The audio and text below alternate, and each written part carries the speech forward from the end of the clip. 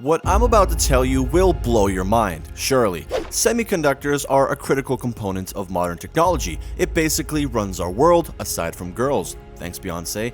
Now, what took me by surprise was the fact that a piece of technology that is utilized worldwide in such a vast range of industries, it is sourced from one key location. And yes, you heard that right. 90% of the most advanced semiconductors made on Earth today are produced by one single company based in McDonald's. Just kidding.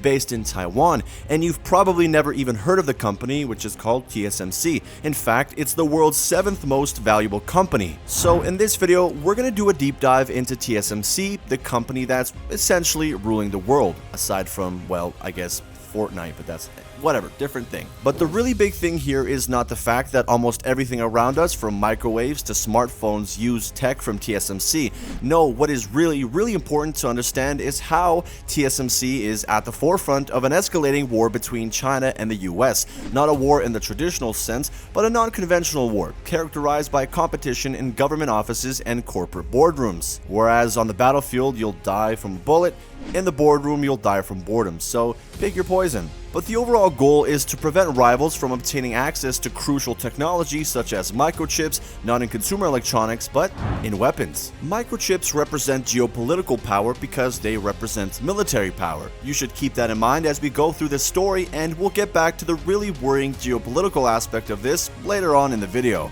But first, why are we so reliant on only one company? Well, to understand this, we have to go back. All the way back. So, semiconductors have come a long way since their humble beginnings in the late 19th century. The first semiconductor material, selenium, was discovered in 1873 by a British scientist named Willoughby Smith. However, it wasn't until the 1940s that scientists at Bell Labs figured out how to make a semiconductor out of silicone.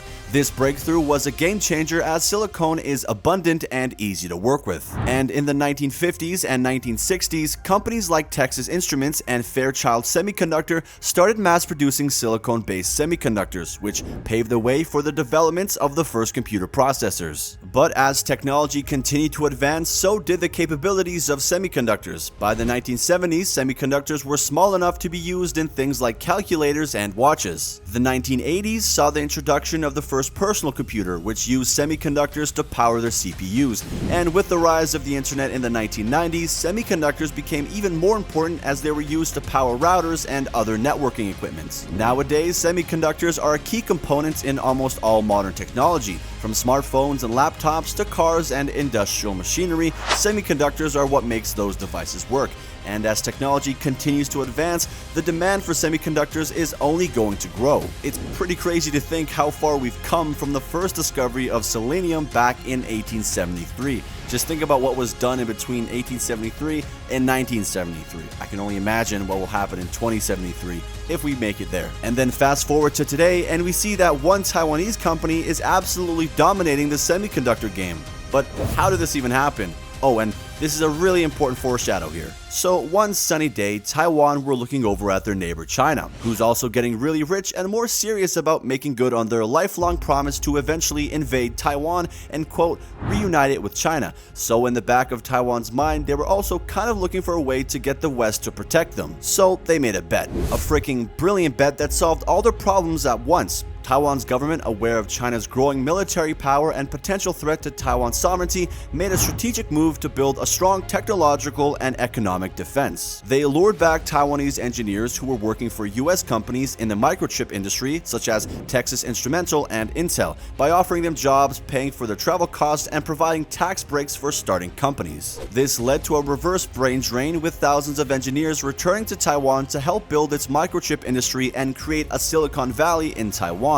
And one of these engineers, Morris Chang, went on to found Taiwan Semiconductor Manufacturing Company in 1987 and revolutionized the semiconductor industry. TSMC initially focused on manufacturing integrated circuits for other companies, but quickly realized that the key to success would be in developing its own technology. And the government of Taiwan were super into this. They saw the potential in the chip industry and wanted in on the action, not only to make some serious cash, but also to have the US rely on them for protection against China. They basically threw money at the problem, giving Morris Chang, the founder of TSMC, half of the startup cost and hooked him up with venture capital, and the Prime Minister of Taiwan even forced a wealthy investor to put money into the company. TSMC invested heavily in research and development, building a strong team of engineers and scientists who were dedicated to pushing the boundaries of what was possible in semiconductor manufacturing. This focus on innovation allowed the company to quickly develop new technologies. In addition to investing in R&D, TSMC also made strategic acquisitions and partnerships.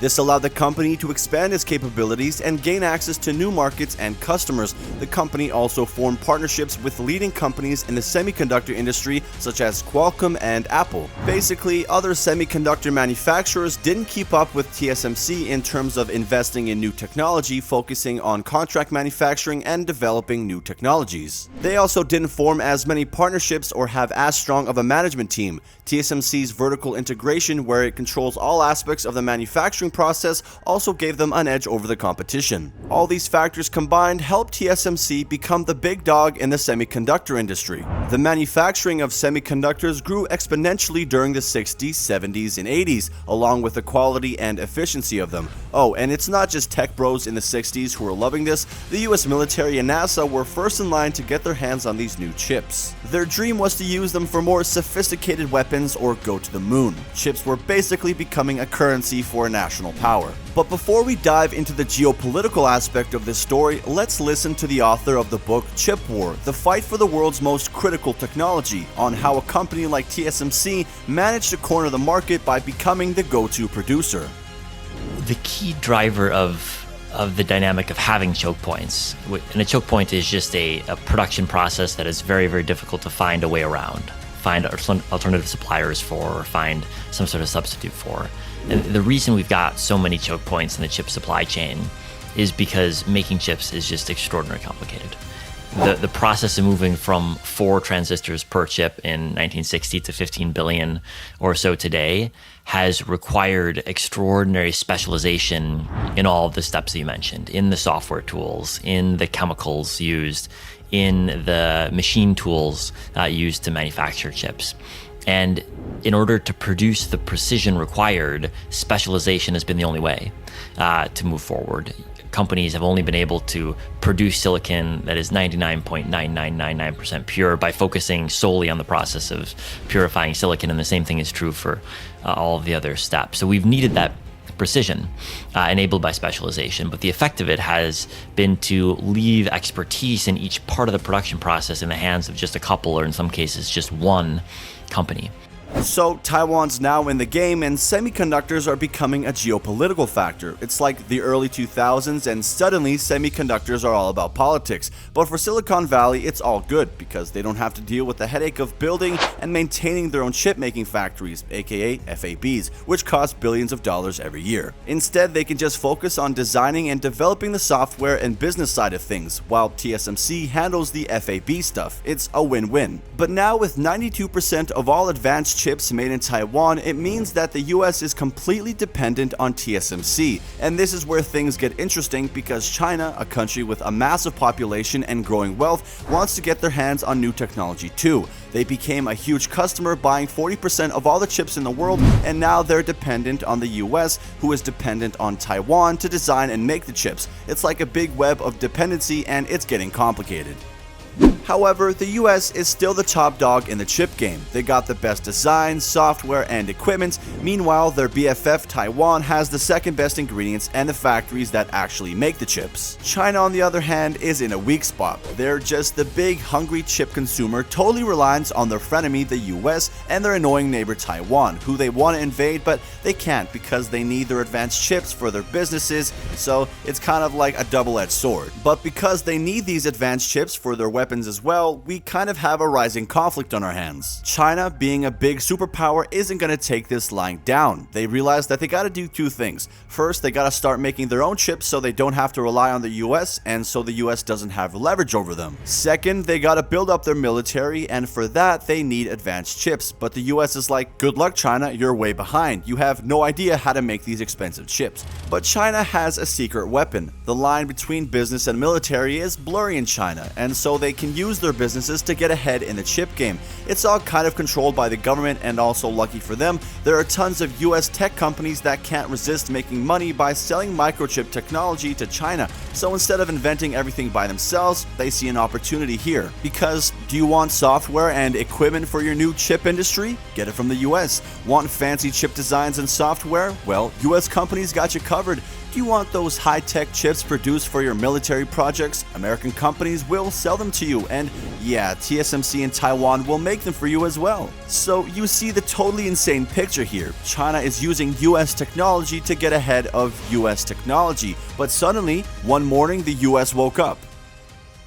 China managed to launch a nuclear-capable hypersonic missile. They launched it into space. It circled the Earth before cruising towards its target. Now, these missiles, they can travel at 5 times the speed of sound. They can fly lower than conventional missiles, and they can also be maneuvered in the air, which makes them very difficult to trace. So, bottom line, all this essentially means China is close to being able to launch a nuclear warhead against any other nation without any warning, and there'd be no defense against it. They woke up to discover that China had just tested a new weapon, a missile that flew around the entire world going 5 times the speed of sound, a mile a second.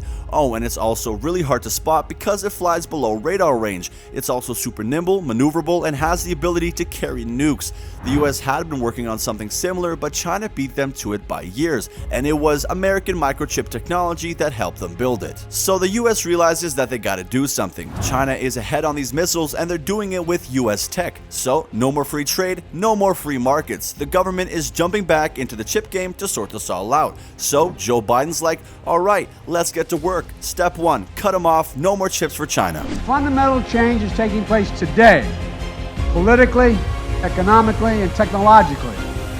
Change that can either strengthen our sense of control and security, of dignity and pride in our lives and our nation, or change that weakens us, so the people are left behind, causing them to question. So basically, with a stroke of the pen, China was banned from all purchases of advanced technology from the US and its allies. Now, what Biden has done is not just saying that the Chinese can't purchase the high-end and mid-grade chips, they're also saying they can't purchase any of the equipment that's necessary to make the high-end and mid-grade chips to make sure that they will never move up to that quality step.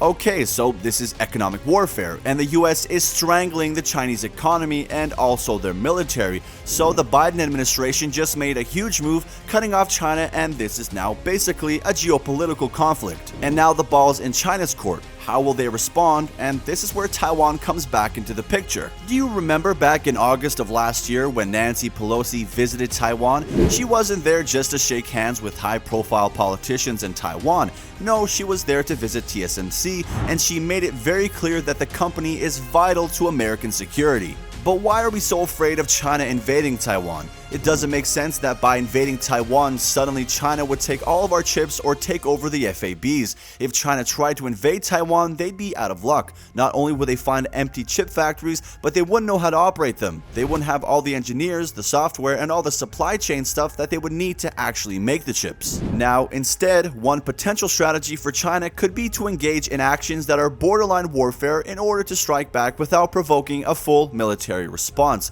This is a common tactic among major nuclear powers, as they tend to avoid direct conflict and instead engage in acts of aggression that are intended to assert their dominance and pressure the other side. One example of this could be China deploying a large number of naval ships to the ocean around Taiwan, creating a partial blockade that would disrupt cargo shipments and make it difficult for the supply chain to function effectively, essentially holding the silicon industry hostage. Like Biden forbidding American companies to sell chips to China, the blockade would be a way to strike at your nuclear-armed rival without going too far, without risking too much escalation or a miscalculation. At this point, we don't know what will happen next, but it seems clear that the tension between the US and China is reminiscent of the Cold War, as these two major powers with contrasting ideologies compete against each other. This must make Russia very jealous, but nonetheless, the battle over chips is likely to continue. Additionally, the belief that globalization, trade, and interdependence leads to less conflict is being challenged, as economic interdependence is being used as a weapon.